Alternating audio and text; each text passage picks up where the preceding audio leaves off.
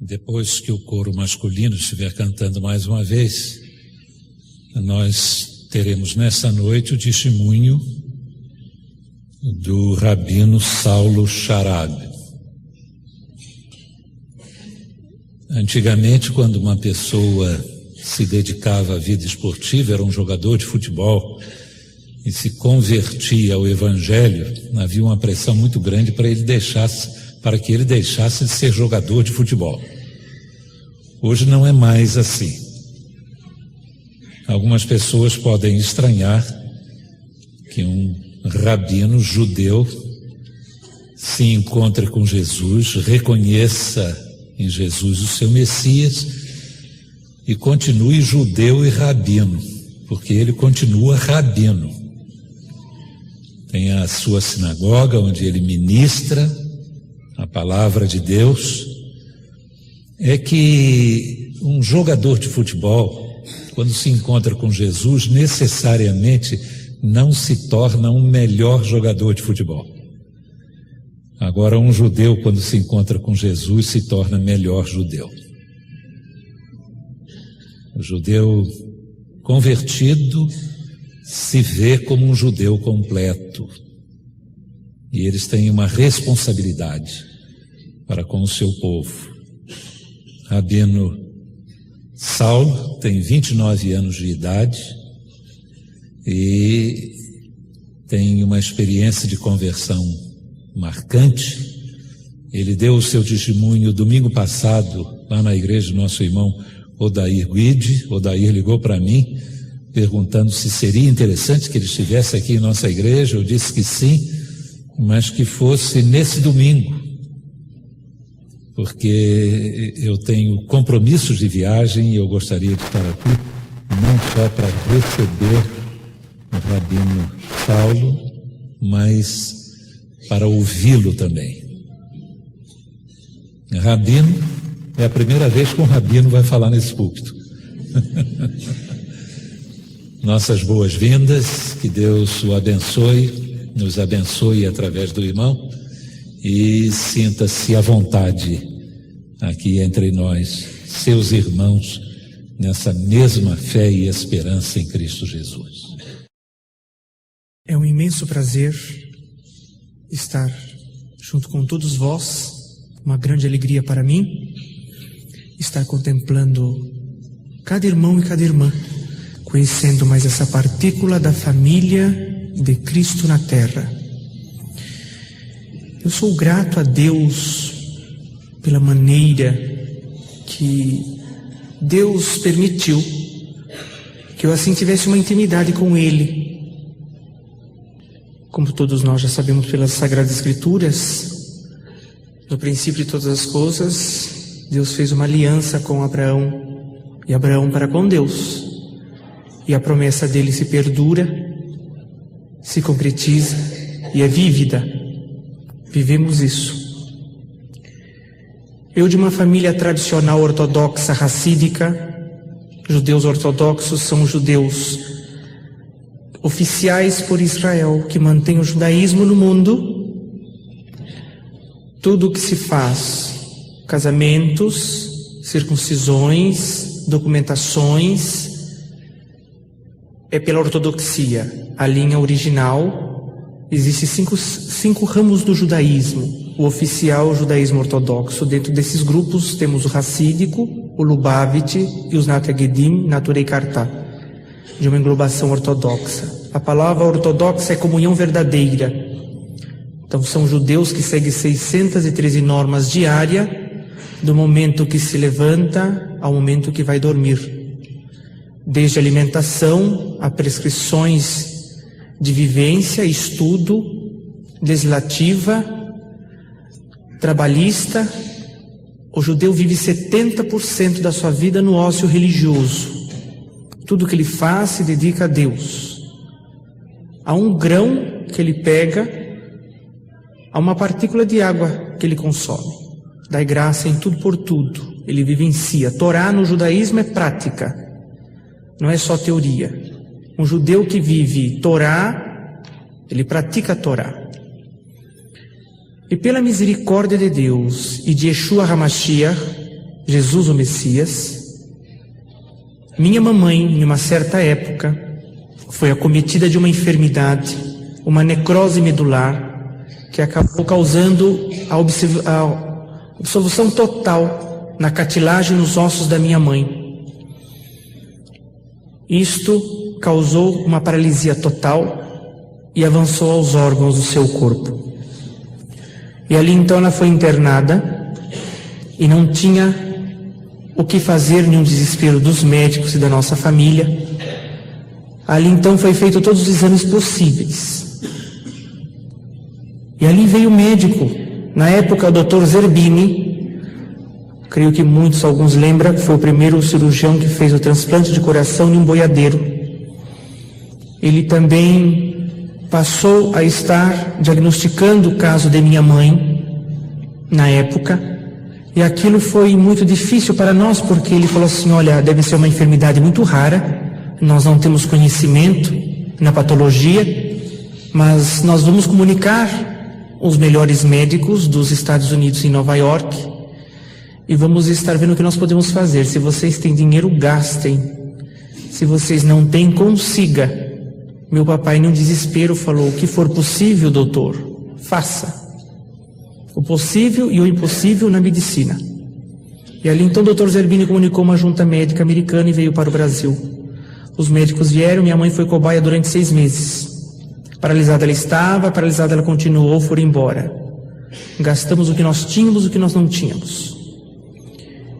E ali então, aquela situação ficou muito difícil. Nós chamamos os melhores rabinos, nós chamamos os melhores cabalistas. Veio um rabino muito famoso de Israel, conhecido entre nós como Baba Sali, pai da oração. Um rebbe muito considerado. Ali ele fez o que era possível dentro daquilo que era o ministério dele, dentro do judaísmo religioso de fé. Nada aconteceu. Começou um caminho de Deus na vida de minha mãe, na vida da minha família e na vida de muitos israelis ortodoxos. Ali então a minha mãe ela começou a fazer um autoexame de consciência, porque o porquê que ela estaria passando por aquilo. Alguma coisa ela cometeu, alguma falha ela teve. Ela começou então a fazer um autoexame de consciência desde a sua infância até o presente momento que ela se encontrava. A não ser as falhas e corriqueiras, erros que nós temos, comuns, falhos, errantes, somos humanos. Perfeito Deus e seu Filho, Yeshua HaMashiach, Jesus Cristo. Só que na época ela não conhecia o que era Jesus Cristo. Ouvia-se falar, o que os livros contavam, o que a história deixava. Um grande rabino, sim. Messias, não. Rabino, sim, porque ele tinha um título chamado pelas escrituras Rabi Raboni, mestre instrutor. Se ele tinha esse título, porque então ele tinha o reconhecimento de um rabino. Suas práticas foram maravilhosas. Judaísmo e rabinos não descarta. Foi um grande judeu, foi um grande rabino, foi um grande tzadikim, homem justo, um homem santo que passou na terra. Operou milagres, fez obras da parte de Deus. Mas Messias não. Então nós tínhamos aquele diálogo em casa. Tínhamos amigos que vinham ao comércio de meu pai, falava com ele: mas a sua esposa está na situação. É simples. Se o senhor quiser, nós podemos ir na sua casa fazer uma oração. E Jesus é poderoso para libertá-la. Meu pai sorria para eles e falou assim: mas o que leva o senhor a crer que Jesus é o Messias? Mas olha, operou tantos milagres, as escrituras, os evangelhos atestam disso. Está ali escrito. Então, veja bem, o senhor não crê que poderoso é Jesus Cristo? Porque ele ressuscitou os mortos, ele multiplicou os pães, ele transformou água em vinho. Meu papai então falava assim: veja bem, se Jesus é o Messias, Moisés também é.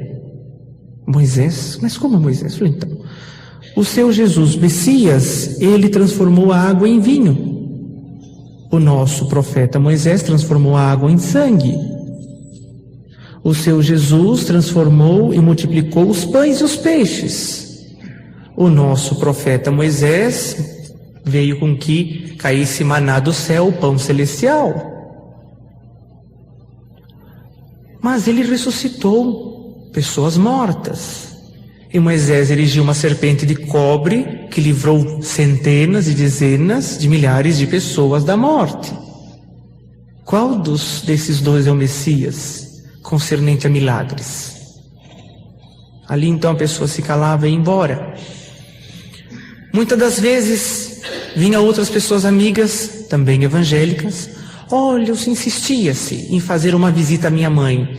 Meu pai então ele se cansava e dizia assim: vou fazer uma pergunta ao senhor. Nas escrituras diz: quem é raiz? É Israel. Quem é galho? É vocês, gentios. E quem sustenta a árvore? A raiz ou os galhos? A pessoa abaixava a cabeça e ia embora. E assim foi se levando-se as concernências da nossa vida, foi passando os meses. A minha mãe pediu um sinal para Deus, porque ela queria saber se aquela situação que ela estava vivendo era para a morte ou para que o nome de Hashem, nome de Deus, fosse glorificado na terra. Ela pediu um sinal a Deus, ela me necessitava e precisava. E de repente, no dia seguinte, apareceu no quarto de minha mãe para fazer uma visita um senhor cristão. E ali ele entrou junto à sua esposa e falou: a senhora é a senhora que está com a enfermidade de um caso raro assim? Falou: sou eu. Com muita dificuldade ele mexia a cabeça de um lado para o outro e ela estava ligada por 18 aparelhos, porque paralisou seu rim, paralisou o baço e tantos órgãos mais. E o médico ainda disse: se continuasse progredindo aquela enfermidade, ia chegar ao cérebro, ao coração, e ela iria falecer. Se estabilizasse, ela iria passar o resto da sua vida em um estado vegetativo ligado por 18 aparelhos.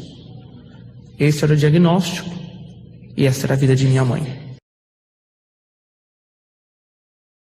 E ali então aquele senhor chegou e falou assim: você tem pedido a Deus o porquê que você está nessa situação, se essa enfermidade era para a morte ou para o nome dele ser glorificado.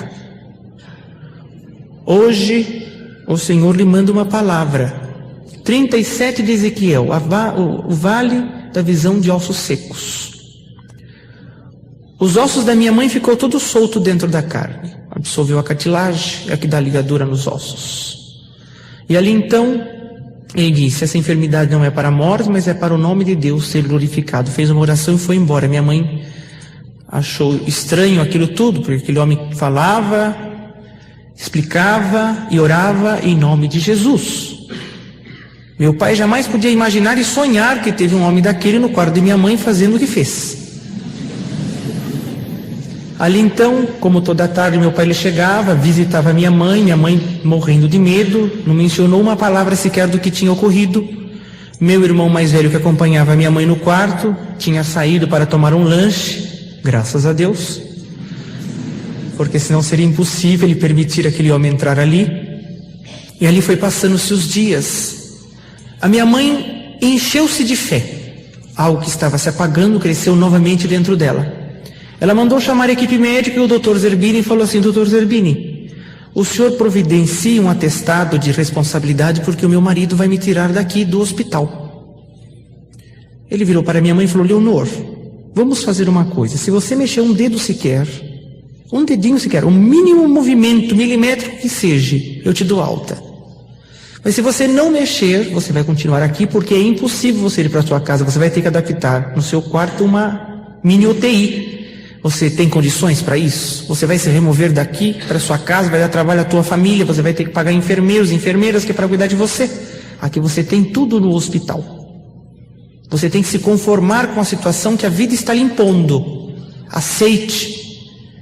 Falei: olha, doutor, até aqui vocês mexeram, até aqui eu me dispus à ciência, porque vocês são constituídos por Deus na terra também. Mas de agora em diante eu vou me colocar plenamente nas mãos de Deus. Ele falou: mas Leonor, você está ligado por 18 aparelhos. Você tem noção do que é isso? Ela falou: tudo bem, eu sei o que está acontecendo. mas daqui 8 dias eu vou estar na minha casa. Ele olhou para ela e falou: dizem o ditado que a fé remove montanhas.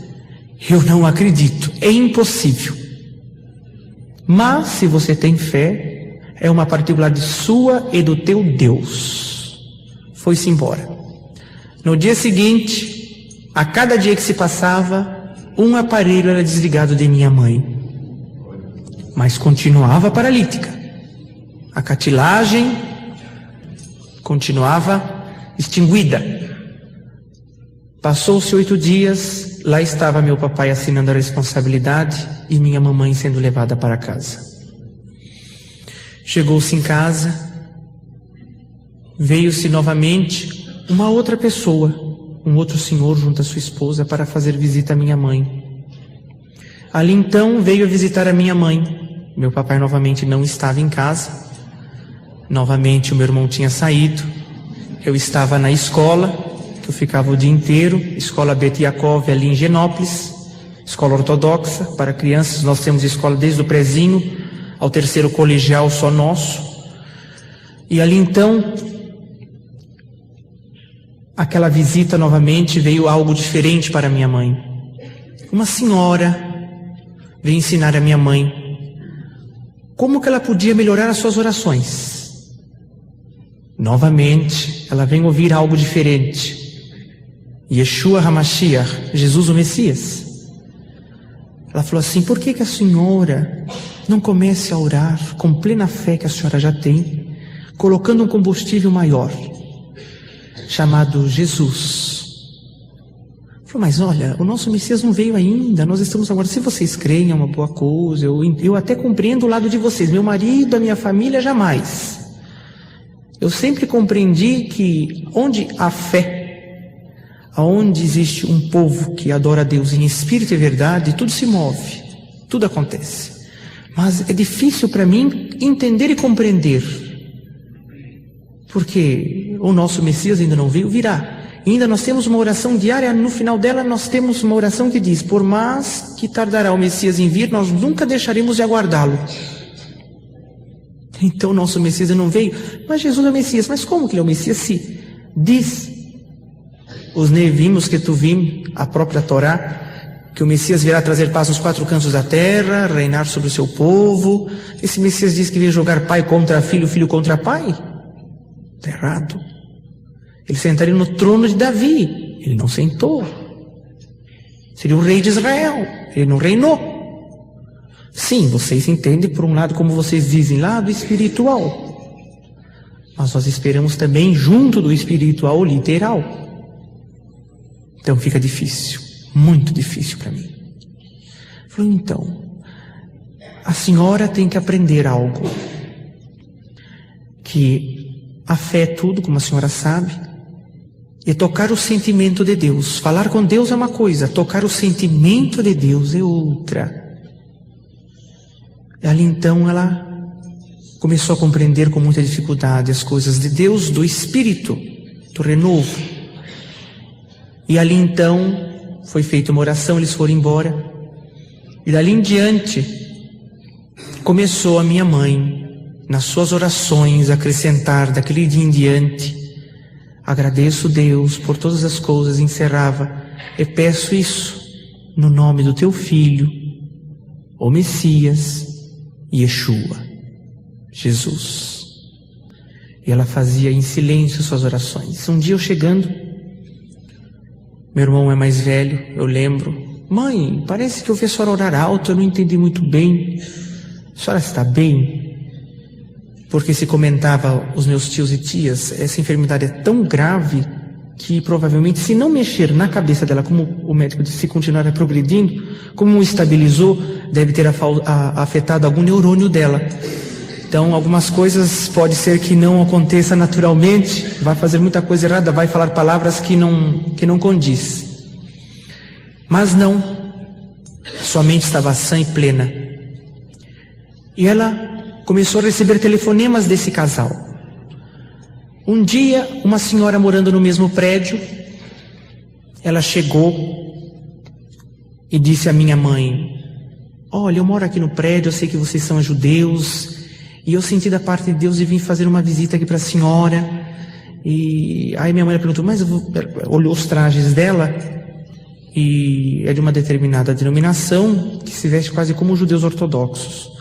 Ali então ela falou, mas a senhora é israelita? Ela falou, não, eu não sou, eu vou dizer assim, eu não sou de nascimento, mas sou espiritualmente israelita. Eu sou filha de Abraão pela fé e confirmada pelo sangue do Cordeiro. Minha mãe falou, então você é uma cristã? Eu falei, eu sou. Então você não fale que você é cristã aqui em casa, porque senão você não vai poder entrar nunca mais aqui. Meu marido não pode ouvir, meus filhos, nenhum parente meu aqui, nem sequer a empregada, porque senão vai ser complicado. Ele falou, não, pode ficar em paz. Ele só falou, olha, eu vim aqui rapidamente só para dizer que o que a senhora precisar, eu moro aqui perto, a senhora comunica, está aqui o andar, está aqui o número, pode comunicar a empregada, ela pode ir, a gente, se precisar de dormir, passar a noite. Passaram umas horas conversando, distraindo, porque a senhora passa o dia inteiro na cama. Então, eu estaria à disposição. Mas eu vim aqui para um propósito rápido, eu vim orar pela senhora. Minha mãe falou, meu Deus, mas como que todo mundo vem orar para mim assim, de uma hora para outra? E nunca me viram, nem eu vi eles e vêm orar para mim. E ali então, ela falou, olha, tá na hora do meu esposo chegar, seja rápida a sua oração. E ela então abriu a sua bolsa e tirou um véu. Minha mãe assustou mais ainda, falou, mas você não é israelita, nós judias ortodoxas cobrimos a nossa cabeça também com véu. E ali foi feita a oração rápida em nome de Jesus. E minha mãe então, daquele dia em diante, ela falou, não é possível, não existe coincidências, para o judeu também não. Tudo é mover por Deus, não cai uma folha de uma árvore se não for a vontade e a permissão dele. Ali então ela criou coragem, a minha mãe começou a orar, independente de ser baixinho ou não, em nome de Jesus. Meu pai um dia chegando, falou, minha esposa não está bem, vou chamar o médico. Chamou o médico veio, consultou, ela está ótima, a pressão dela está bem, tudo, só ela é paralítica, só isso, o problema dela é esse, ela está tomando os remédios, tudo, mas ela não tem nada mentalmente. Falou, não é possível.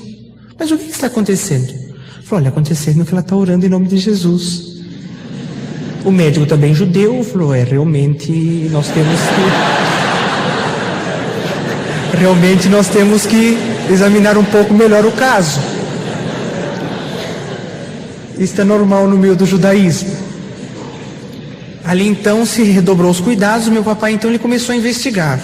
Algo estranho tem, não é possível. Aqui em casa nunca se proferia isso.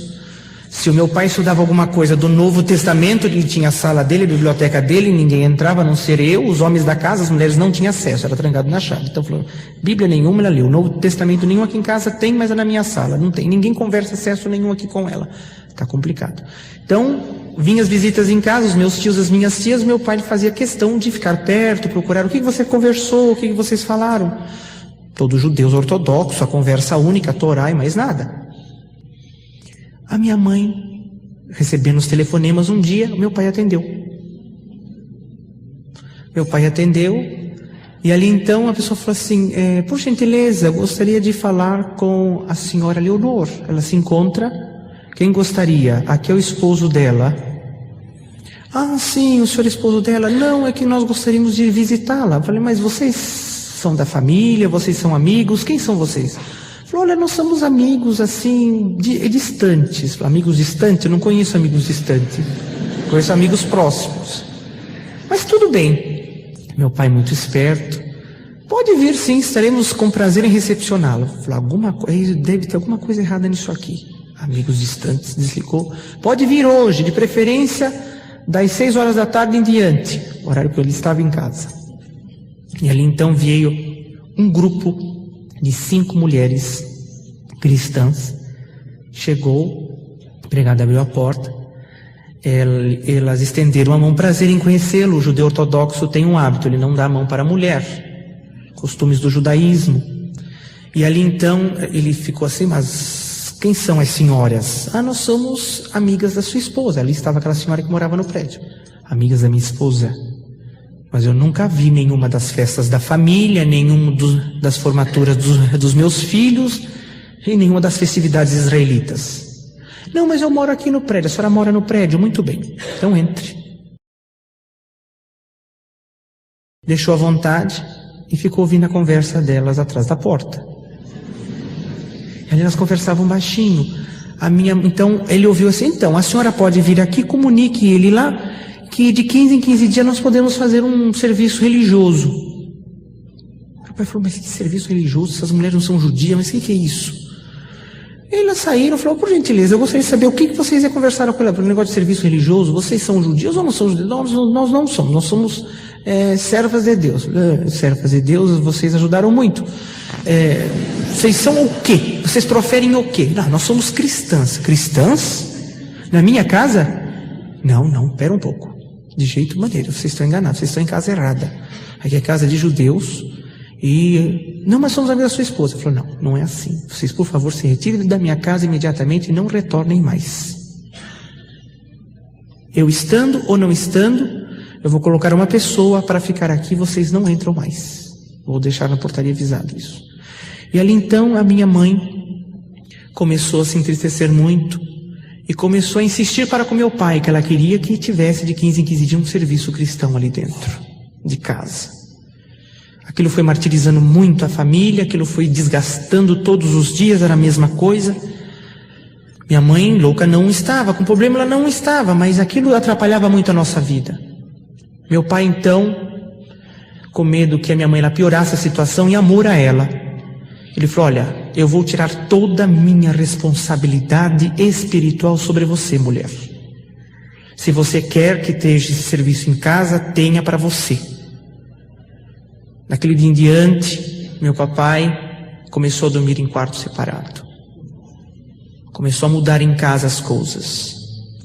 Bom, você quer que tenha esse serviço? Você sabe que esse Jesus não é o Messias. Você sabe que confusão que você está fazendo. Eu sei que o desespero tem te tomado, a situação dessa enfermidade. Mas, do jeito que está, não pode ficar. Você quer assim? Não, eu quero que essas mulheres venham orar por mim. Eu estou esperando em Deus, você sabe disso. Falou: mas você precisa esperar nesse Jesus também? Ela falou: também. Então de hoje em diante, nós só conversamos o que é necessário entre nós. Ali então a minha mãe chamou aquela senhora e falou: de hoje em diante pode marcar que daqui em 15 dias terá um culto na minha casa. E ali vinha, meu papai estipulou-se as normas, meu papai ficava em casa, meu irmão saía, eu ia para a comunidade, meu irmão ia fazer estival, meu irmão é mais novo também. E ali então tinha-se o serviço, cantava-se os louvores, tinha-se as orações. Meu pai nunca compreendia, não aceitava aquilo de hipótese alguma. Inclusive vinha alguns, uma vez veio um senhor cristão e falou assim: por que o senhor não crê que Jesus é o Messias? Olha, se o senhor crer, o senhor vai ver que vai transformar a sua vida. Falou: por quê? O senhor ficou mais rico ou mais pobre? E assim o meu papai tratava bem drasticamente, ríspido, muito mal educado essas pessoas. Foi-se passando-se os meses. Chegou em um determinado serviço desses que era tido em casa. Minha mãe então, ela pediu para o Senhor, ela falou: Deus, em nome do teu filho, ela já falava normalmente, já, Jesus em casa. Em nome do teu filho lhe peço, eu preciso de uma certeza da tua obra na minha vida. Em um desses serviços, o servo de Deus, sendo usado por Deus, disse: Leonor, Deus toca no meu coração para te falar algo muito forte. Você não vai entrar o ano novo nessa situação que você se encontra, mas andando com as tuas próprias pernas. Olha que responsabilidade para falar isso para uma mulher que se tratou com os melhores médicos dos Estados Unidos. Meu pai ouviu aquilo, levantou da sala, abriu a porta, pegou aqueles homens pelo braço e falou: vocês vão sair da minha casa agora. Vocês não estão imaginando o que vocês estão fazendo na cabeça da minha esposa. O senhor está prometendo algo falso para ela. Você está dando uma falsa esperança para ela. Ela vai se entregar totalmente nessa esperança, sendo que isso não vai acontecer. O senhor não tem vergonha? O senhor não tem escrúpulo de falar isso para uma mulher que está no estado vegetativo? Não vai andar nunca mais. Não porque Deus não queira, porque a vontade dele é assim. Ele se comprazeu de acontecer isso, seja feita a vontade dele. Mas na minha casa eu não admito o senhor vir dar falsas esperanças. Que o senhor creia nesse Jesus como o seu Messias. Problema de cada um. Mas agora o senhor já está passando dos limites dentro da minha casa. Vocês não apareçam mais aqui. Quando eles estavam saindo pela porta, ele reafirmou: Leonor, não esqueça. Você não vai entrar de novo nessa situação, mas andando com as tuas próprias pernas, porque Jesus vai fazer uma obra na tua vida. E foi embora. Minha mãe se pegou com toda a firmeza naquelas palavras. E ali então, ela foi passando-se os tempos. Chegou a época da véspera, chegou o dia. E ali então, minha família, ela comunicava: olha, antes do ano novo, Deus vai fazer uma obra, Yeshua vai fazer uma obra. Minhas tias concordavam, achando que ela estava louca. Ah, sim, com certeza, vai fazer sim, ótimo, maravilha. Quem sabe a gente pode marcar um chá, a gente pode ir juntos, quem sabe a gente pode até andar de bicicleta juntos. Assim era constantemente. E a minha mãe: não, eu estou falando sério, não estou brincando, não use de sarcasmo com as coisas de Deus. Falou: não, Leonor, eu sei, mas é difícil para nós entendermos isso. Passou-se, chegou. Faltava 15 minutos para o ano novo israeli. Nosso ano novo em setembro. E ali então, minha mãe pediu para que o meu irmão mais velho colocasse ela na cadeira de roda. Ela não tinha locomoção nenhuma. E amarrasse ela e deixasse ela no quarto. Colocasse o véu sobre a cabeça dela, que ela ia tocar o sentimento de Deus. Ali então ela se viu sozinha no quarto, que ela tinha pedido assim. A casa estava cheia de amigos, parentes, judeus. E ali então ela levou o seu pensamento a Deus e falou: Paizinho querido, eis a tua filha na tua presença.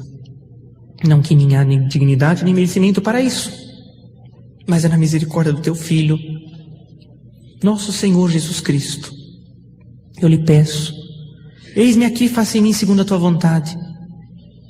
Não peço só para mim isso, mas que eles entendam que o teu Filho é o Messias, como eu tenho sentido no meu coração, para que eles também venham juntos louvar o teu santo e glorioso nome na face dessa terra. Não só eles, mas como muitos. Eu fiz uma promessa antes de sair daquele hospital ao Dr. Zerbini e a toda a equipe médica, que um dia eu entraria naquele hospital andando com as minhas pernas, como o Senhor tinha dito. E eu estou aqui esperando. O Senhor disse que eu não entraria o ano novo nessa situação, mas andando com as minhas próprias pernas. Eis-me aqui, faça em mim segundo a tua vontade. Abaixou sua cabeça, chorou bastante. Foi como se um homem muito forte chegasse por detrás dela, colocou-a de pé. Ela foi se apoiando, andando, está andando até o dia de hoje, dizendo que Jesus Cristo é bom e maravilhoso e misericordioso. Quando ela abriu a porta do quarto, entrou pelo corredor, chegou ali na sala, os que estavam ali na sala, que ela chegou, ela falou assim: contemple a obra de Jesus Cristo em mim. Tias minhas desmaiavam, tios meus ficavam atônitos, tinha um rabino que estava sentada no sofá, falou: nossa, acha que eu tomei vinho demais. E ali foi alegria, foi choro, para uns foi choque, porque não entendia o que estava acontecendo, e ali foi aberto a boca de minha mãe para falar das coisas de Jesus, tudo que ela tinha ouvido, nesse período que ela estava ali, paralítica. A empregada lia, ela ganhou uma Bíblia escondida e lia-se o Novo Testamento ali para minha mãe, e a empregada falava: nossa, eu não estou entendendo por que a senhora quer que lia isso. Acabou sendo minha mãe e a empregada, que era de uma denominação não bíblica, fora dos padrões que Deus designa, idólatra, acabou ela também deixando a idolatria e se tornou uma cristã concernente à vontade de Jesus. E ali então, já foi chamado médicos, foi comunicado à equipe médica, porque aquilo foi um choque terrível, vizinhos, amigos, a minha casa virou uma bagunça. E ali então foi para o hospital e faz exames e faz isso. Eles não entendiam. E ali então ela mandou chamar a equipe médica, o Dr. Zerbini, e falou: Dr. Zerbini, estou de pé, estou dizendo para o senhor, a fé funciona ou não funciona? Jesus Cristo é vivo ou não é vivo? Opera ou não opera milagres? Meu pai então ainda não tinha mudado, não estava compreendendo. Minha mãe começou a congregar em uma fé cristã, e ali então começou Passou-se 3 anos, meu papai foi alcançado também. Passou-se os tempos, o trabalho foi crescendo dos meus pais, dentro da obra de Deus. Papai eu não compreendia, eu fui crescendo dentro da comunidade, ouvindo, falando de Jesus, mas nunca aceitei. Respeitava, não aceitava. Estava no meu 2º ano da Yeshivá, faculdade rabínica, que são 7 anos. Minha família se dividiu. Ficou com amizade conosco só 20 da nossa família, outros afastaram. E os que aceitaram Jesus como seu Messias foram 178 no total. Proferem até o dia de hoje, aumentou esse número. Na época foi 178. Ali então, eu discutia com os meus pais e brigava com os meus pais dentro de uma ética. Porque o primeiro mandamento com promessa é honrar teu pai e tua mãe para que os seus dias sejam prósperos e longos sobre a terra. Então tinha-se um limite de você dialogar sobre as escrituras, Novo Testamento, Velho Testamento em casa. Minha mamãe ela convidava, vamos lá na igreja. Eu falei, não vou, não posso ir. Lá é um lugar que não é para judeu, lá está cheio de gentios.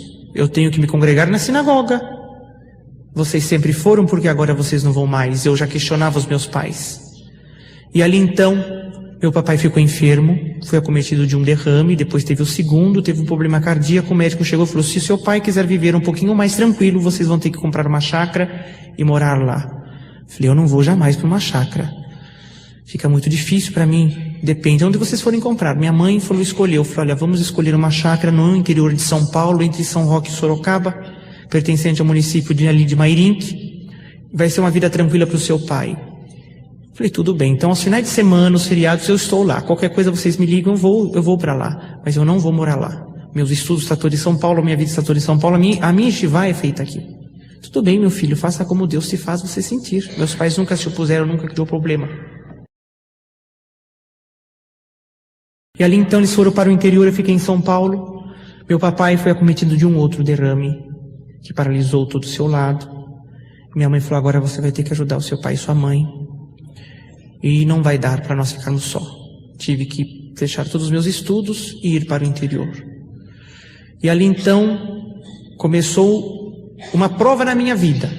Boa, porque era um caminho de Deus, de Hashem, de Jesus. Mas para mim não boa, porque eu estava me afastando da comunidade. E 24 horas quase. É um exagero meu, não era. Era das 8 da manhã à 1 da manhã. Visitas em casa de cristãos. Era uma alegria aquilo para mim. Era abre portão, fecha portão, abre portão, fecha portão. E todos iam falar de Jesus, e Jesus, e Jesus, e Jesus. Às vezes eles me chamavam, a minha mãe ficava envergonhada da minha atitude, e ele chamava, olha, você não sente de vir orar conosco? Eu falei, claro, eu posso até orar, mas eu só oro em hebraico. Vocês oram em hebraico? Não, nós vamos orar. Eu falei, então, Jesus era judeu, vocês não sabiam disso? Também orava em hebraico. Se vocês forem orar em hebraico, nós podemos orar em hebraico. Não, olha, então, vocês vão me dar licença, quando vocês souberem hebraico, nós vamos orar junto, com licença. E embora. Ali meu pai lhe pedia perdão, desculpa a todos, ali ia. Quando não, vinha aqueles irmãos que chegavam de manhã, saíam à noite. Eu chegava para ele, vocês não têm casa? Olha, está dando uma hora do almoço, vocês não vão almoçar na casa de vocês? Era complicada a situação. Eu tinha que pôr a mesa, tirar a mesa, ajudar a minha mãe, meu Deus do céu, e as irmãs lá visitavam, e as irmãs não vão ajudar não, também? Tem que trabalhar na obra de Jesus Cristo também, ele trabalhou, ele não ficou de braços cruzados. E ali era aquela minha luta, e vinha, olha, Jesus um dia vai fazer uma transformação na minha vida, na sua vida. Eu falei, na minha? Mas ele vai transformar, mas se ele transformar mais do que eu já sou, viro santo. Agora na sua você tem que ser transformado total, dos pés à cabeça, do fio de cabelo, tudo. Porque você não segue as mitzvot, você não segue os mandamentos, você não segue os preceitos. Para falar com Deus, você pensa que é simples assim? Vocês acham que Cristo é fácil? Cristo fez tudo por vocês, você não precisa fazer nada. Vão todo mundo para o céu. Não é por aí. Um dia, Passou 1 ano, 2 anos se passaram. Aquilo me cansou de uma tal forma que eu não aguentava mais. Eu já estava perdendo o respeito à educação com aquelas pessoas. Ali então, a palavra de Deus diz: ponde-me à prova e vede-me como eu sou bom. Eu tive que provar Hashem, tive que fazer prova dele. Falei, eu vou pedir 7 sinais e 3 testes. Judeu é assim, acostumem. Até hoje eu vivo de sinais. Ali então, o primeiro sinal, eu vou só dizer o primeiro porque os outros é um pouco longo. O primeiro sinal foi muito simples. Eu queria que Deus preparasse, que enviasse na minha casa um servo dele, que não conhecesse a minha vida, a minha família, falasse coisas de 5 anos atrás que só eu, Deus, soubesse, fosse ele totalmente analfabeto, não tivesse cultura nenhuma, lavrador do solo, me explicasse uma conjugação profética de Isaías, Malaquias, Jeremias, Ezequiel e fizesse uma ponte Apocalipse. Simples. E esse foi o primeiro. Passou-se 8 dias, 8 horas da manhã, bati palma em casa. Ali então, virei para minha mãe e falei, não acredito, mãe, não fale que é irmãos, por favor. Ela falou, não, filho, eu sinto para Deus, é irmãos sim, porque aqui só vem irmãos. Eu falei, mas logo cedo? Logo cedo. Fazer o quê? Ela falou, você quer que eu vá abrir o portão ou você vai? Não, mãe, eu vou abrir o portão. Fui lá, cheguei. Ele então lhe transmitiu a paz. Eu, bom dia. Abriu o portão, o que o senhor deseja? Ele falou, não, eu vim aqui porque Deus mandou. Eu falei, não, Deus manda todo mundo na minha porta, é incrível. Na porta do vizinho, na porta do outro do lado aqui da frente, ninguém manda, só aqui em casa. Mas tudo bem, quem é o senhor? Ele falou, não, eu procuro ser um servo de Deus na terra. Eu gostaria de saber em que bairro que eu estou. Eu falei, puxa vida, o senhor não sabe o bairro que o senhor está? Ele falou, não sou daqui. Eu falei, de onde que o senhor é? Ele falou, eu sou de Alumínio. Eu falei, então o senhor está longe. Eu falei, então eu saí 3 horas da madrugada da minha casa para mim estar aqui 8 horas da manhã. Na sua. Eu falei, mas o senhor me conhece? O senhor conhece a minha família? Ele falou, não, nunca ouvi, estou vendo pela primeira vez. O senhor tem algum endereço, alguma coisa? Ele falou, não sei ler e escrever. E outra coisa, parece que as ruas aqui não tem placas. Eu falei, não tem mesmo. É tudo sítio. Ali então, eu falei, o que o senhor quer? Ele falou, olha, por acaso o senhor conhece, não sei se é da sua família ou o senhor conhece, uma pessoa que se chama Saulo? Eu olhei para ele assim, conheço. Ele está? Eu falei, está lá em cima. Fechei o portão, acompanhei ele até a sala, sentei ele ali, trouxe os meus pais, eles se cumprimentaram, se saudaram. E ali então ele perguntou para o meu pai, olha, esse rapaz disse que tem uma pessoa aqui, que eu preciso de falar com ela, porque Deus tem me mandado aqui a falar com essa pessoa. E ele se chama Saulo, ele está? Como ele disse que ele estava. Eu falei, mas Saulo é meu filho, ele abriu o portão para o senhor, trouxe o senhor aqui dentro, ele olhou assustado para mim. Mas você não disse que era você. Eu falei, o senhor não é usado de Deus, vocês não são todos iluminados pelo Espírito Santo, Ruach HaKodesh? O senhor tem que saber, então. Ele abaixou a cabeça, muito caipira, um senhor muito simples. E ele começou a esfregar a mão dele de cabeça baixa. Eu falei, mas o que o senhor tem? Ele falou, olha, eu não sei por onde que eu começo. Eu falei, tudo se começa por um princípio. Ele falou, não é isso, é que eu não sei se eu começo pelas partes de 5 anos atrás, que só você e Deus sabe, ou pela conjugação profética de Isaías, Daniel, Ezequiel, Malaquias e uma ponte em Apocalipse. Eu falei, não é possível um negócio desse, porque eu nem sequer proferi em palavras para o meu pai ficar atrás da porta ouvindo. Eu falei, não, o senhor comece por onde o senhor quiser. E mais uma coisa, eu sou analfabeto, lavrador do solo, fui nascido e criado no campo, vou morrer no campo. Não tenho cultura nenhuma, a não ser cultivar a terra. Se o senhor me perguntar de qualquer tipo de planta, como se planta uma flor, uma árvore, qualquer cultura da terra, eu explico ao senhor. Mas outras coisas o senhor não me pergunta porque eu não sei. Aí tudo bem. Minha mãe já estava em prantos de choro, meu pai nem se fala. Então ele começou a falar. Ele teria que ter sido uma mosquinha grudada neste ombro e vivido 5 anos de detalhes do que Deus deu para ele. Ele então chamou-nos para orar, fomos orar. Ali então, oramos. Ele, quando estava para sair da porta da sala, virou para mim e falou assim, daqui 8 dias é o teu batismo. Falei, meu batismo? Presunçoso, orgulhoso. Só porque você acertou algumas coisas, você já quer que eu vou me batizando? Que para mim me batizar tem que acontecer muitas coisas ainda. Isso é a ponta do iceberg. Somente. Ele falou, daqui 8 dias é o teu batismo. E nós vamos ver isso lá. Tá bom, se o senhor acredita, bem.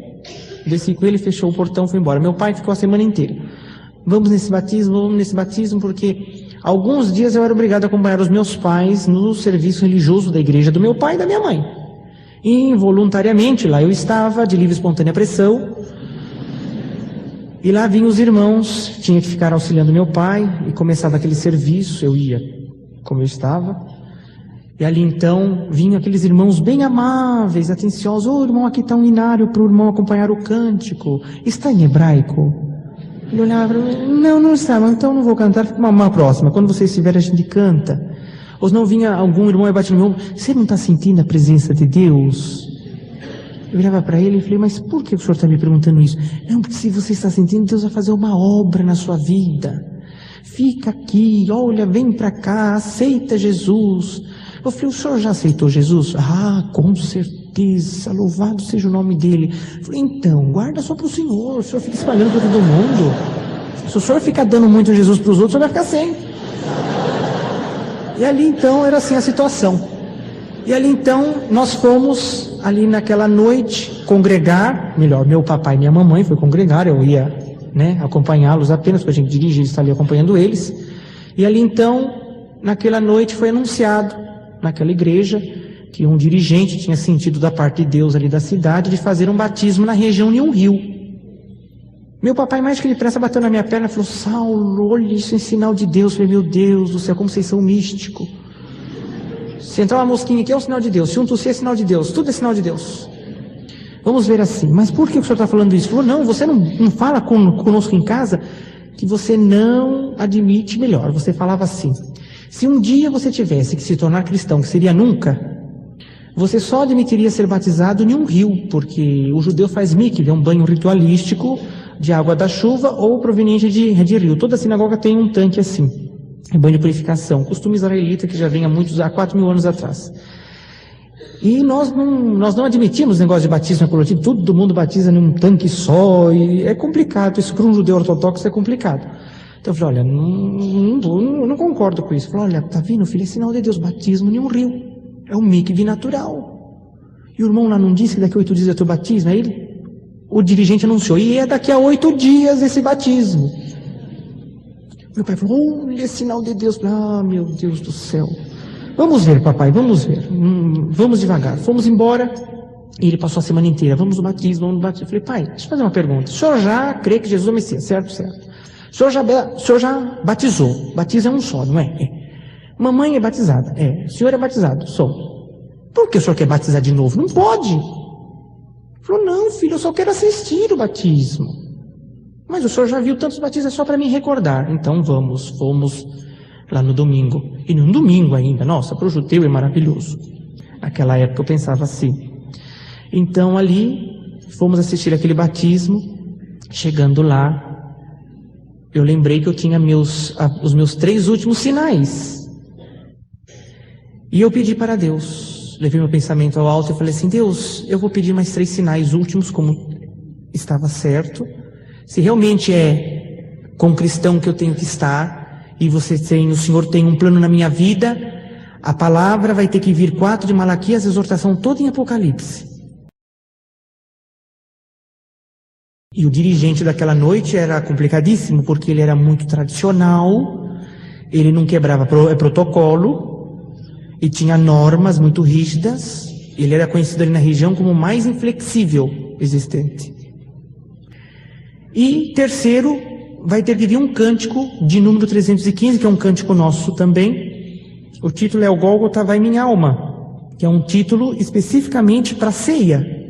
E cântico de ceia, cântico de jovem é jovem, cântico para batismos é batismo, e não se quebra protocolo. Então eu iria ter que mexer em todo aquele serviço. E ele era um ancião presidente ali da região. Ele tinha que ser exemplo, ele não podia fazer coisas erradas. A palavra veio 4 de Malaquias, a exortação toda em Apocalipse. Até então, coincidências. Mas ele estava impaciente naquele púlpito. Ele ficava nervoso. Eu notava, falei, ele não está bem. E aí, quando ele encerrou a palavra, ele falou, olha, tem uma coisa que está me martirizando. Eu não sei o que está acontecendo, mas Deus está tocando no meu coração para mim pedir um cântico. Está errado, não está certo, já vou avisando. Não é da minha índole fazer o que eu vou fazer. Não concordo. E não vai ocorrer isso novamente. Jesus não vai permitir, não é? Ele ainda fazia isso. Eu falei, meu Deus, o que será? Olha, os músicos toquem o cântico 315. Todo mundo assustou. Eu falei, meu Deus, se Jesus é o Messias, ele está vindo agora. Porque aquele foi o maior sinal de todos que eu podia obter. Quando ele falava, aquele que sempre pode se dirigir para se trocar, para assim batizar, eu mais que depressa já estava em meio caminho andado. Chegando lá, já tinha um moço trocando, eu me troquei. Meu pai e minha mãe não acreditavam. Muitos ali ficaram assustados, porque falaram, ele vai brigar com esse homem por causa dessa trapalheira toda que ele está fazendo. E ali então ele chegou, ele se trocou também e desceu naquele rio. Nisso daí, enquanto ele fazia o batismo do primeiro que tinha pronto, que estava trocado primeiro, eu levei meu pensamento a Deus e disse essas palavras, Hashem, faço uma aliança contigo hoje, como até agora tudo tem se cumprido o que eu tenho pedido pela tua misericórdia. E eu estou crendo, se ocorrer esse último sinal, está sendo concluído essa minha crença que realmente Jesus é o Messias. Porque o que está acontecendo na minha vida não é por acaso, né? Coincidências, é muito forte e toca coração, onde que é só tu que pode tocar. Pela vida, pela morte, se cumprir esse último pedido que eu fizer, nunca tirarei os meus pés da tua casa, nunca dos meus lábios sairá o nome do teu amado Filho, nosso Senhor Jesus Cristo. Pela vida e pela morte. Mas se não ocorrer esse último sinal, para concluir todos os outros, o antigo Saulo da Bíblia, do Novo Testamento, perto de mim vai ser um grão de areia, o quanto você contra a obra cristã no mundo, enquanto eu tiver vida. E o sinal é que eu não sinta esse batismo, que eu apague, que eu só venha estar em mim quando eu já estiver fora dessas águas. E ali então, aquele homem me chamou para aquele rio. Quando eu estava para colocar os meus pés naquelas águas, não vi mais nada. Quando eu dei por mim, estava meio caminho de ir para me trocar. E a presença de Deus dentro de mim muito forte. Uma emoção que eu jamais tinha sentido em toda a minha vida. A emoção que eu vi os meus pais sentir, minha mãe sentir, eu estava sentindo naquele dia. Ali começou uma nova era na minha vida. Passou-se os tempos, 1 ano. Como eu já não ia mais na sinagoga, não ia mais na yeshiva, porque estava distante, eu recebi uma carta do Samuel Halevi Woisner, presidente mundial do judaísmo ortodoxo em Israel. Atualmente ele está com seus 107 anos de idade. Lúcido pleno, não usa nem óculos. Ele é mais forte do que eu. Tem uma vida ízima dentro das escrituras e irrepreensível. Um homem de Deus. Ali então ele tem o relato e relação de todas as yeshivás do mundo e alunos que estão fazendo estudo. Então constou que eu tinha feito 2 anos e tinha parado, então mandaram localizar-me o que tinha acontecido comigo. Veio 2 rabinos da comunidade, entraram em contato comigo, descobriram onde eu morava, aconteceu, tocaram o interfone, eu fui lá atender. Por gentileza, o senhor é empregado da casa? Eu falei, não. Eu gostaria de falar com Saulo Charabri, se encontra, sou eu. Eles olharam assustados assim e falaram, mas o que aconteceu? Porque na época, eu por minha livre e espontânea vontade, meu papai, inclusive, ele não tinha feito isso, mas eu quis. Eu tirei a barba, tirei os peiotes, que são madeixas laterais que nós usávamos, deixei de usar chapéu, kipa. E ali então eu falei, mas pelo que nós temos aqui, é de uma família de judeus ortodoxos, mas você não é nada ortodoxo. Eu falei, olha, é uma história muito longa, vocês não querem entrar para ouvir? Porque aqui no portão não dá para conversar. E ali eu contei tudo que os irmãos já ouviram. Ele falou, olha, pode ser muito bonita essa sua história, mas para nós não quer dizer nada. Estamos aqui para dizer que o Gaon quer que você retorne aos estudos da yeshiva e termine, mas eu nunca vi um cristão estudar numa yeshiva israelita tradicional, que nós só cremos no Tanar, que é de Gênesis a Malaquias, e ponto final. mas se você não quiser aceitar, para nós vai ser uma grande alegria. Eu falei, então vocês podem ir embora, porque a maior alegria eu já tenho, que é Jesus dentro do meu coração. Vocês ainda não compreenderam, mas vocês vão ainda compreender, nós vamos sentar juntos ainda. E se alegrar juntos em Yeshua. Eles balançaram a cabeça e foram embora. Passou-se 2 meses, estavam ali de volta, porque eles fizeram uma videoconferência, explicaram o caso para o Samuel Woisner. Ele falou, não importa, traga ele para Yeshivá e deixe ele estudar. Talvez através dos estudos ele tenha uma concernência mais correta do que talvez tenham passado para ele, e ele vai acabar compreendendo que o nosso Messias ainda não veio. E ali então eles me vieram e eu falei, olha, se vocês pensam que vocês vão me fazer isso para que eu saia da minha crença, da minha fé de Jesus, vocês estão perdendo tempo. E outra coisa, antes de eu aceitar qualquer coisa, eu vou buscar confirmações de Deus. Se Deus permitir, eu volto, senão não. Porque eu saberia que estaria enfrentando a maior barreira da minha vida, um cristão no meio de uma faculdade israelita ortodoxa, fazendo o quê? Sendo humilhado. E ali então o Senhor permitiu todas as coisas, eu voltei para a faculdade rabínica. Nesse interim, Deus proporcionou em Jesus e Yeshua de falar com a primeira família de judeus ortodoxos no Bom Retiro, na rua Prats. E ali então, eu entrando naquele estabelecimento ortodoxo kasher, que é uma mercearia ortodoxa kasher, kasher é alimento pela prescrição da Torá. Ali então, eu entrei, fiz algumas compras, ao sair, de repente o filho do Yaakov, estava encostando no caixa para dar um livro para o pai, que ele tinha terminado o livro de Bar Mitzvah. Livro de Bar Mitzvah é um livro que quando o garoto alcança a idade de 13 anos, ele faz o Bar Mitzvah, que quer dizer Bar, filho, mitzvah, mandamento, filho do mandamento, que é considerado adulto para a vida religiosa. Dentro do judaísmo é assim. Aos 13 anos e a menina aos 12. E ali então virei para ele e falei, Mazal Tov Siman Tov, parabéns e felicidades em hebraico. O pai dele virou para mim, um judeu ortodoxo, racídico também. Você é ortodoxo? Ele falou, você é judeu? Eu falei, sou. Mas você é de linha liberal. Na época, a minha barba estava começando a crescer de novo. Vamos dizer que sim. Não vamos dizer que sim. Ou você é judeu, ou você não é judeu. Eu falei, sim, sou judeu. Muito bem. É liberal. Não, ortodoxo. Você é judeu ortodoxo desse jeito? Você está mais para a linha liberal do que a ortodoxia. E ali começou-se uma conversa, passou-se 3 meses, nós mantendo contato. Ele creu que Jesus era o Messias. Ele, a esposa e seus filhos. Começou uma grande guerra na comunidade. Ali então passou-se um ano, Hashem permitiu que eles fossem para Israel para falar do que eles tinham de maravilhoso para com a tia mais velha dele, que morava em Haifa. Foram para Israel. Chegando em Israel, ele ligou para a tia dele de Tel Aviv e falou, minha tia, eu estou em Tel Aviv, estou indo para sua casa porque Deus tem mandado-nos na tua casa. Yaakov, na minha casa você não entra, na minha casa você não pisa, na minha casa você não é bem-vindo, porque nós sabemos o que você tem se tornado. E bateu o telefone. Ele virou para a esposa dele e falou, Miriam, o que nós vamos fazer? Ele falou, Deus preparou para nós estarmos aqui, nós vamos até lá. E foram de Tel Aviv a Haifa. Quando Jesus tem um plano na vida de uma mulher, de um homem na terra, talvez os caminhos que ele toma, para nós podem ser difíceis, incompreensíveis. Talvez até olharmos com olhos de, nossa, esse Deus é ruim. Ele toma caminhos duros. Não. Nós não sabemos o intento que está à frente daquela obra.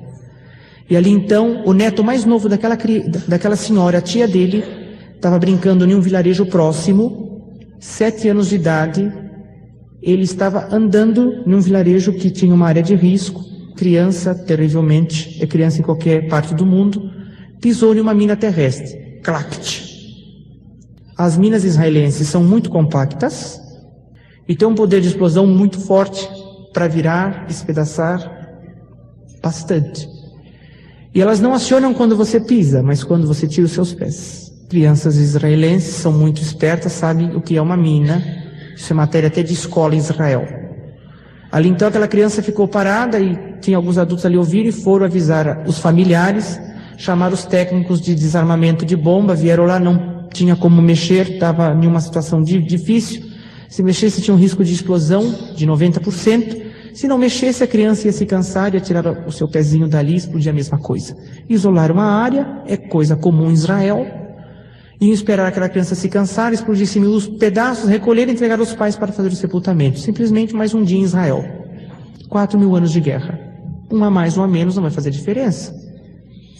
Ali então, nesse inteirinho chegou o nosso irmão Yaakov e a nossa irmã Miriam na casa da tia dele. Chegando lá, viu aquelas mulheres em luto, chorando, uma bagunça, um monte de gente, canais de televisão se direcionando ao vilarejo. Está tendo alguma coisa, é normal em Israel isso. Ele chegou na casa da tia dele, entrou e falou assim: minha tia, o que está acontecendo? Ela falou: você ainda me pergunta, você me desobedeceu, não é para você vir na minha casa, não, porque você não pode entrar na minha casa, porque por sua causa Deus, Hashem, está nos castigando. Por sua causa, por sua atitude de você ter crido que esse Jesus é o seu Messias, Ele está pesando a mão sobre nós. Sabe o que está acontecendo, Yaakov? O meu neto mais novo está com os pés sobre uma mina. Ele vai morrer por sua culpa. Ele virou para ela e falou: minha tia, eu não vim trazer morte, eu vim trazer vida, porque aquele que está comigo é Jesus e Ele é vida. Você está falando demais, Yaakov. Vamos fazer uma coisa então. Já que o meu neto vai morrer, se você for lá e trouxer lição e salvo, eu respondo pela minha casa, porque eu sou a matriarca da família. Ele olhou para a esposa dele e falou: Miriam, vai buscar a presença do nosso Deus e de Jesus em oração. Virou-se, foi embora, saiu por aquela sala, foi até aquele vilarejo. Chegando lá, estavam soldados israelenses, todos isolados, CNN, tantos outros, tem tudo em vídeo. E ali então, ele chegou para um soldado que ali estava e falou assim: olha, eu sou tio daquele garoto, eu vou lá, preciso falar com ele. Lá é uma área de risco, o senhor não pode entrar. O senhor tem que aguardar aqui. O senhor é da família? Sou da família. Eu falei: então o senhor aguarda ele se cansando, a gente ajunta os pedaços, entregamos a vocês, vocês fazem o sepultamento. O senhor quer morrer com ele? Ele falou: não, eu sou da família, o senhor quer morrer, eu morro com ele. Mas eu vou até aquela criança. Aí ele olhou assim para ele e falou: mas por que o senhor está ali? É uma área de risco, o senhor é maluco? Ele falou: estou indo lá em nome de Yeshua HaMashiach. O soldado israelense olhou para ele assustado. Mas que loucura é essa agora? Um judeu religioso falar isso para mim? O que é isso? É o fim do mundo isso. Tá bom, mas um louco a menos, um louco a mais não vai fazer diferença, pode ir. E ali ele foi caminhando até aquela criança, chegou até aquela criança, ajoelhou, apoiou o seu braço em uma das pernas e começou a conversar com aquela criança como se nada estivesse acontecendo.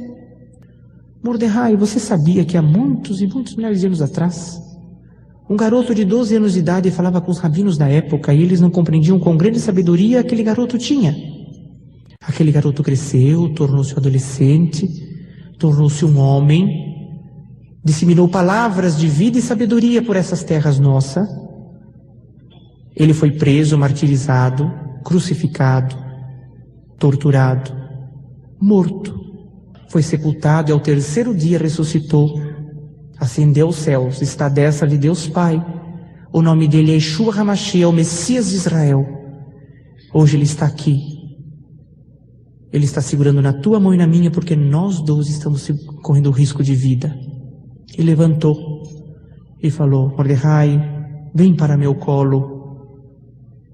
As pessoas não entendiam aquela atitude. Um homem chamando uma criança para se suicidar junto com ele. Ele chamou pela segunda vez: Mordecai, vem para meu colo. Aquela criança levantou a cabeça e falou: mas eu tenho medo, titio. Falou: não tenha medo, porque o forte está conosco. Ele vai fazer uma obra e provar para eles e os da nossa família que Yeshua é HaMashiach. Chamou pela terceira vez: Mordecai, vem para meu colo. Mordecai se impulsionou e pulou no colo dele. Eles abaixaram as pessoas porque pensou que ia voar pedaço dos dois para tudo quanto é lado. Não ouviram nada. As câmeras focalizando. Pessoas que tinham tampado o seu rosto voltaram a olhar de novo. Soldados atônitos, repórteres atônitos, família atônita. Ele caminhando com aquela criança normalmente no braço. Quando ele passou no cordão de isolamento, detonou aquela mina. Nós sabemos que o dedo do poder de Deus segurou aquela explosão. Eles não estavam entendendo o que se ocorria. Aquela mina foi examinada, está no Museu de Armamento de Tel Aviv, não tem defeito nenhum. Está lá um laudo escrito: Mina do Milagre. Porque não teve explicação.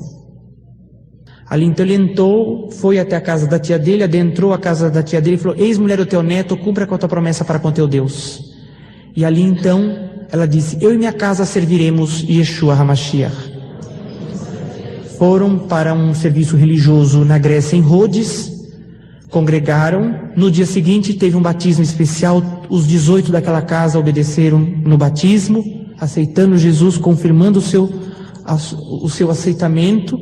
E ali foram para Haifa novamente. Chegando lá, a casa deles estava toda apedrejada. O vilarejo se reuniu e falou assim: vocês não vão reivindicar o direito de vocês?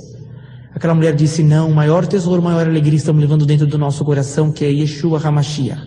Deu meia volta, fizeram umas documentações, alguns acertos, e estão residindo em Rhodes, na Grécia, até o dia de hoje. E nós estamos no final deste mês, agora dia 30, indo para Israel, eu e minha mamãe, para fixar residência em Israel, dar aula ali na Yeshiva do Monte Sião, que é uma Yeshiva que está preparando Kohanim, sacerdotes, Levim, levitas, para o terceiro templo. E ali então, o meu principal alvo de Deus e de Yeshua, estarei residindo em Meacharim, que é uma comunidade ultra-ortodoxa, para ali estar levando o Evangelho e Yeshua aos corações dos judeus ortodoxos, racídicos, Lubavitches, Naturei Kartan, Natagedim e toda a linha ortodoxa proporcionada assim. Pela misericórdia de Deus, não que nós e nem mim há capacidade de nada. Eu sou uma pequena lamparina de barro, esperando ser enchido de azeite pelo próprio Yeshua. E a chama dessa lamparina chama Ruach HaKodesh, Espírito Santo, que vai iluminar e guiar em tudo por tudo. Por isso que rogo de todos vós, nas vossas orações, não esquecer desse pequeno na terra, que ainda está tentando aprender a servir a Jesus da forma que Ele requer, da maneira que Ele quer, porque do momento que nós nos colocamos à disposição e é para Ele nos administrar na sabedoria dEle a vida, e do momento que nós tentamos fazer como nós achamos, não tem edificação e não tem vida. Então vai ser muito difícil. Já tem decretado, vários grupos lá já têm decretado minha morte ao descer do avião de Tel Aviv, mas estamos indo na confiança e na fé. Se morro com Cristo é ganho, se vivo com Cristo é ganho. Yeshua não precisa de nós precisamos de Yeshua. Se esse corpo tombar, ficará outros para dar continuidade.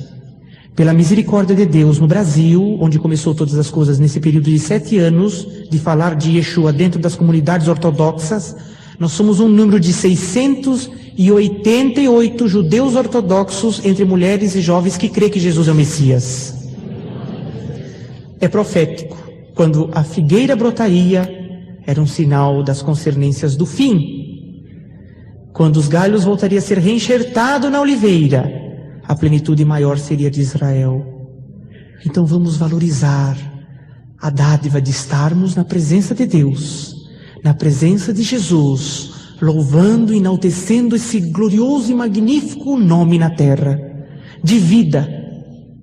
Cada um de nós temos que nos colocar como uma azeitona da oliveira verdadeira. Esta vida funciona como uma mó. É uma base de pedra de 10 toneladas e uma pedra de 5 toneladas que vai em cima, como se fazia a extração de azeite antigamente. E ali era colocadas as azeitonas e aquela mó passava esmagando as azeitonas para ali se extrair os seus azeites, o óleo de oliva. Assim esta vida às vezes conosco. As dificuldades, as provações, as lutas, as atribulações vêm esmagando-nos.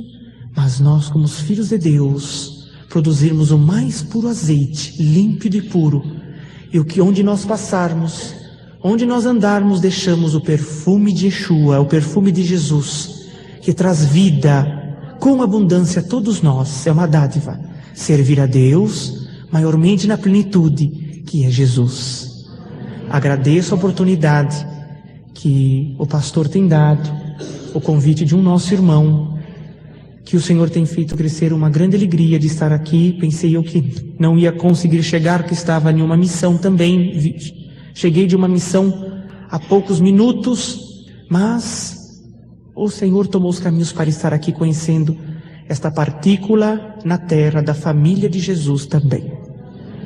Eu agradeço a oportunidade a todos. E nas minhas orações em Israel, jamais Jesus permitirá de esquecer desta igreja, da obra de Deus na terra, onde requer que tenha homens e mulheres de Deus, servos e servas de Deus dedicados. Vale a pena nós aguardarmos a vinda de Jesus. Não troque por nada. Não importe o que venha a ser oferecido a vocês. Nunca troque. Nunca troque.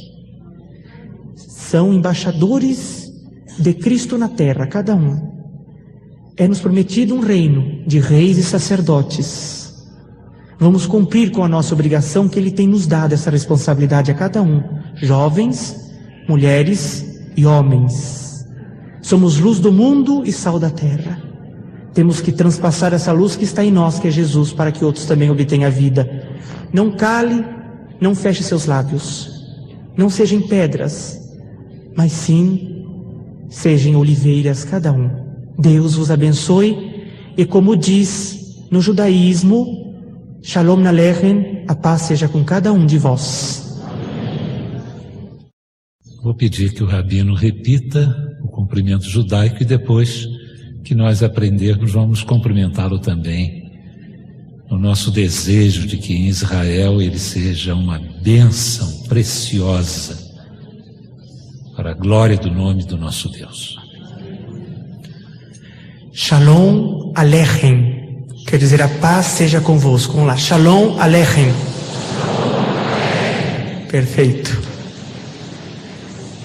Vamos então agora desejar essa paz para ele, para todos os que estão nesse ministério de proclamar Jesus, o Messias, ao povo de Israel. Vamos juntos?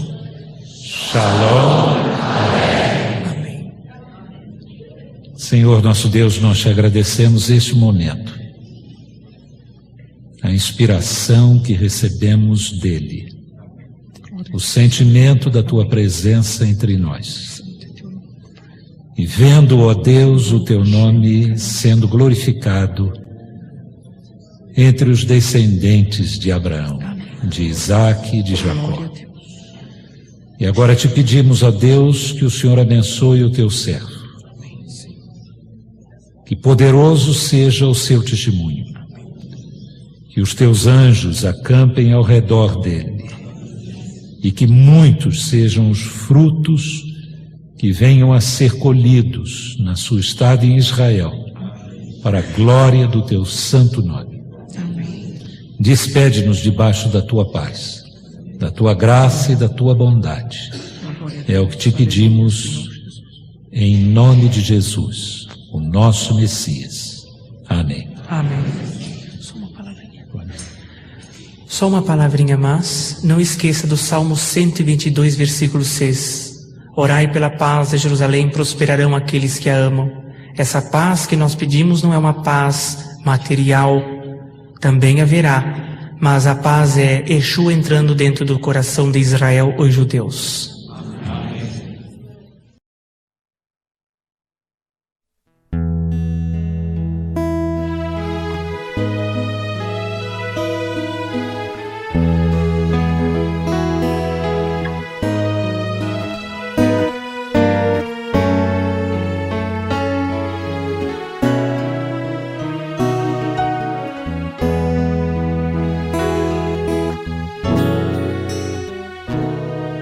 Cabisbaixo, pensativo, ele vai. É normal o sentimento de um bom pai. Segue avante. Cada toque do seu cajado no chão conduía mais o velho coração, mais confiante. A divina providência acontecer poderia haver em tempo então descer, vindo dos altos céus. Todavia vai chegando a Moriá,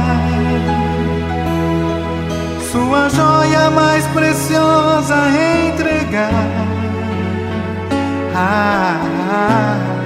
em sacrifício para Deus.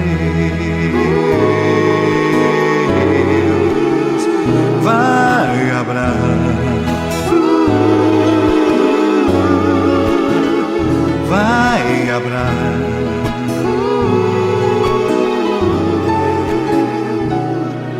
Passarinhos pelos campos a cantar, borboleta pelos campos revoar.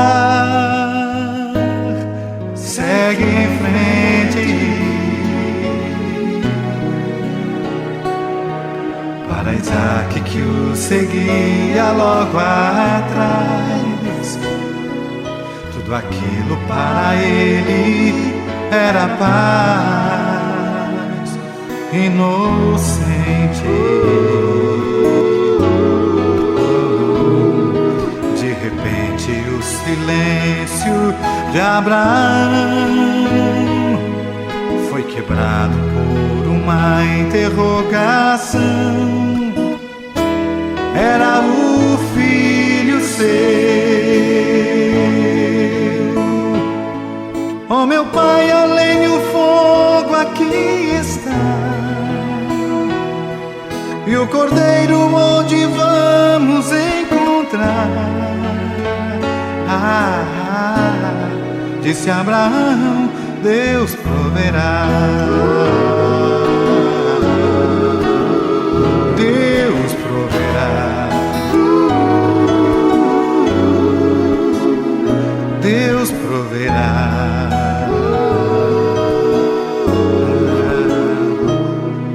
Ao chegarem lá no monte Moriá, pois Isaac amarrado sobre o altar, preocupado,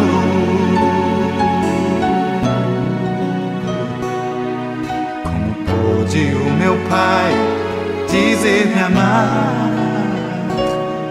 Com as suas próprias mãos vai me matar, mas calado. E o coração do velho Abraão bateu forte ao levantar a sua mão. De repente escutou: Abraão, não faças tal, bradou assim. Bem conheço agora que temes a mim. E Abraão se alegrou. Grande é Jeová, grande é Jeová.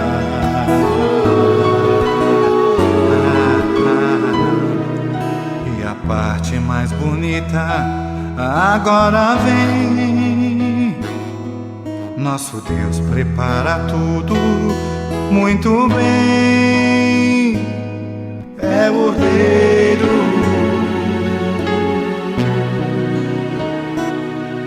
Abraão olhando agora com a paz, avistou preso entre os matagais um cordeiro.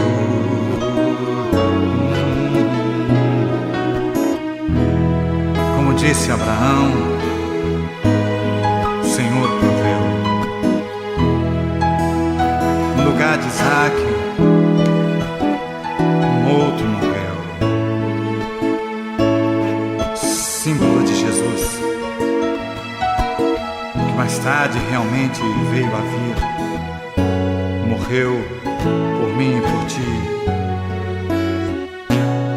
crucificado numa cruz.